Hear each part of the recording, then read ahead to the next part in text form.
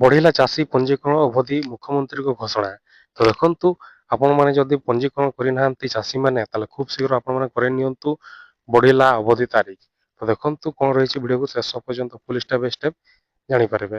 ଖରିଫ ଋତୁ ଧାନ ସଂଗ୍ରହ ଏବଂ ଚାଷୀ ପଞ୍ଜୀକରଣ ଅବଧି ବୃଦ୍ଧି ଘୋଷଣା କଲେ ମୁଖ୍ୟମନ୍ତ୍ରୀ ଆଶ୍ୱାସନ ଦେଲେ ମୁଖ୍ୟମନ୍ତ୍ରୀ ମୋହନ ମାଝୀ। ଗୋଟିଏ ବି ଚାଷୀ ପଞ୍ଜୀକରଣରୁ ବଞ୍ଚିତ ହେବେନି।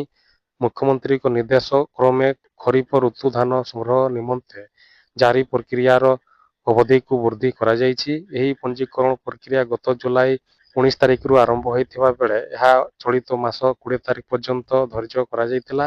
ମାତ୍ର ଚାଷୀମାନଙ୍କ ସ୍ୱାର୍ଥ ଓ ଅନୁରୋଧ କ୍ରମେ ଏହି ଅବଧିକୁ ବୃଦ୍ଧି କରିଛନ୍ତି।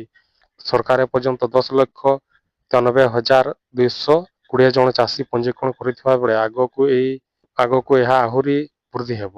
ଏଥିସହ ପଞ୍ଜୀକରଣ ପ୍ରକ୍ରିୟା ସରଳୀକରଣ କରୁଥିବା କହିଛନ୍ତି ଖାଦ୍ୟ ଯୋଗାଣ ଓ ଖାଉଟି କଲ୍ୟାଣ ମନ୍ତ୍ରୀ କୃଷ୍ଣ ଚନ୍ଦ୍ର ପାତ୍ର।